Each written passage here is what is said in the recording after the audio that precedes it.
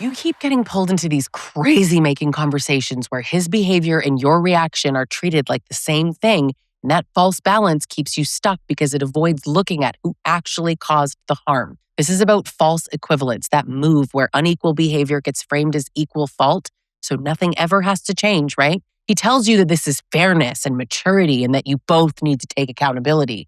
But it's not working because it was never meant to work for you. Right now, it still feels like if you just explained it differently or slowed down or stayed calmer or took more responsibility, and that's kind of a big one, something would finally land, something would finally change. The structure of these debates, conversations, right, is designed to keep you inside them. I work daily with women living this exact pattern, and I'm telling you plainly, this is not a communication problem. Click subscribe because what you're experiencing is a tactic that turns harm into debate, and debate flips into his control over you. And there's a point that you maybe haven't reached yet where you realize that there was really never a version of you that gets treated better. And once you see how this works, you cannot unsee it. And when you can't unsee it, the whole relationship is going to start to make sense, but in the worst way possible. False equivalence works because it doesn't argue facts. It collapses everything into feelings. It takes situations that are just literally not comparable at all, and it forces them onto the same scale. And once everything is framed as we're both upset or we both have an issue, context is gone, out the window, right?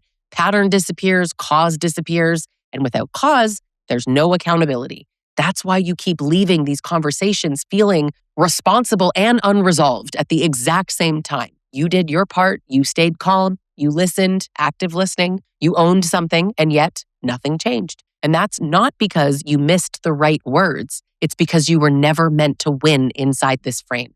Telling you the longer you stay inside it, the more you adjust yourself instead of questioning the very structure. We're going to go through some examples, right? Here's the first example. And this one is so clear that once you see it, I'm telling you, it's almost painful. You have a job that requires travel. You had this job when you met him. He always knew. He knew exactly what your work looked like right from the get-go. And over time, he becomes resentful about you being gone. Or possibly he secretly just wants to remove your financial independence. Perhaps the reason is another topic, okay?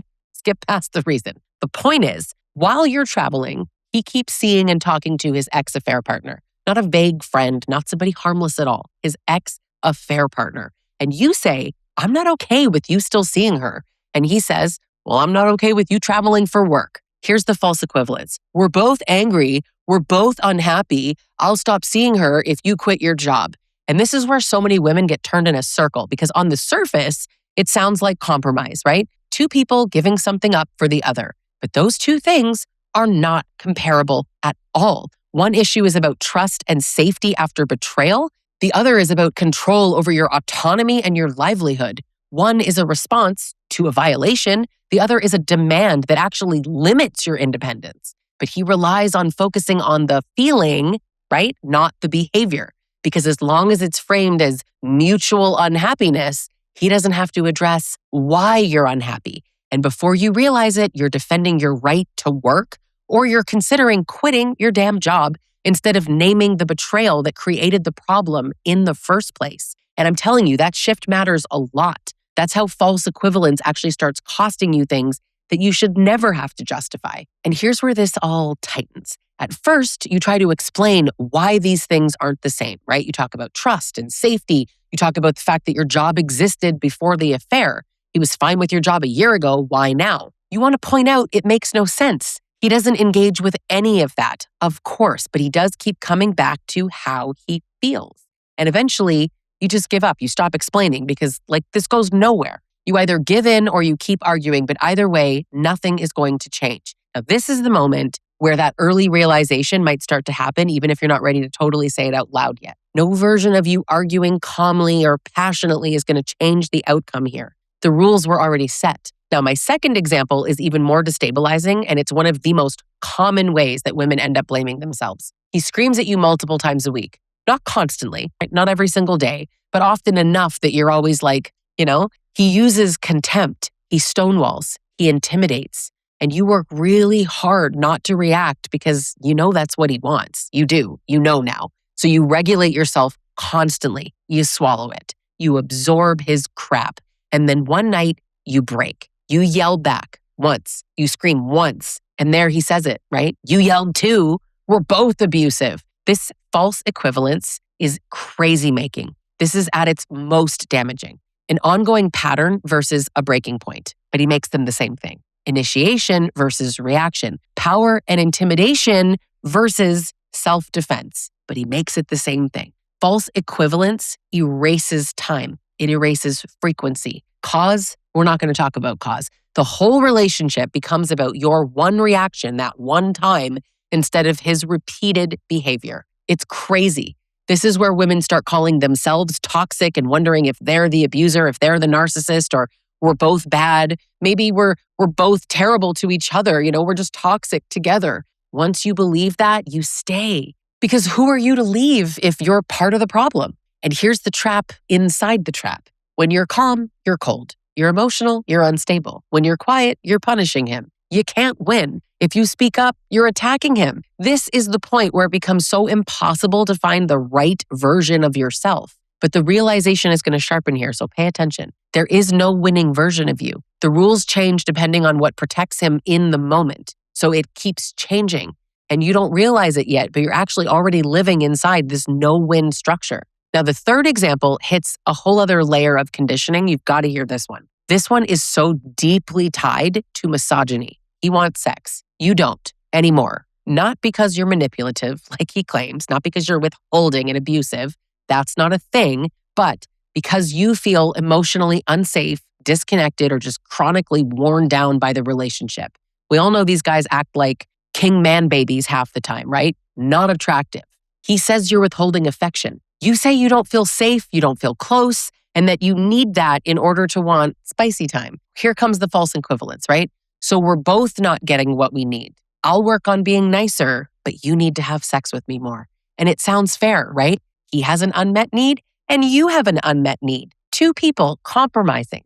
But wanting access to your body is not the same thing as needing emotional safety. Consent does not equal obligation. Your lack of desire is a response to the environment that he created. And men like this never want to admit that. They want to ignore cause. But that's how false equivalency works so well. This is where women freeze because it sounds reasonable, right? And yet, something in your body, you know it's wrong. He's pressing, he's reframing, he's moving the conversation forward. He's saying a lot of things really fast. And suddenly you're negotiating sex instead of naming the harm that shut your body down in the first place. As an aside, he's also telling you that you have to earn his kindness with that logic does not come out of nowhere. This is cultural. This is the same move that men use when they try to compare misogyny to misandry as if they're the same thing.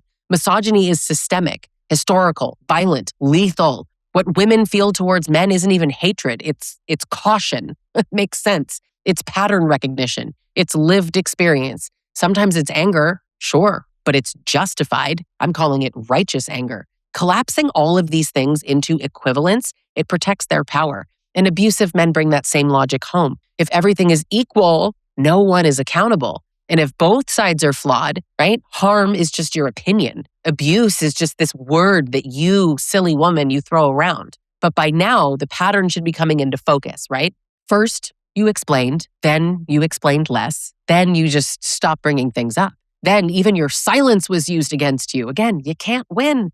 This is why nothing ever changes, no matter how much effort you keep putting in. And here's the moment where it finally clicks. You're not failing at communication. You're adapting in a structure that was literally designed to trap you in a box. There was never a version of you that got treated better because the problem was never your delivery. If you're seeing yourself in this way, say it in the comments. Not which example you liked necessarily, maybe give me your own example, but where you notice yourself adjusting to survive. Naming it actually helps to kind of break the spell and see through it. So if you're living inside this and you need support while you're sorting through it all, She Rises Collective is my online community, and we do all of this work there. Weekly group coaching, education, community, 24/7 chat, real-time support. It's one of the most consistent ways to stay oriented while you're figuring all of this confusing stuff out. And if you're still attached, if you're still in the relationship, second guessing, you still feel pulled back in even though you totally understand what's happening, the Trauma Bond Recovery Group Coaching Program is the next step. That work focuses on breaking the attachment when understanding alone has not been enough.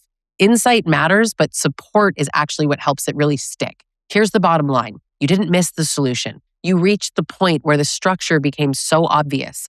And once you see that false equivalence is the tool, it's the weapon, it's not the truth, the self-blame just stops making sense, right? You stop chasing fairness in a system that was never fair and never will be fair. Subscribe for abuse education that names exactly what's happening and why it didn't change. This understanding doesn't just explain your past, it's going to give you your footing back. And that's the point. Thanks for watching, and I'll see you in the next video.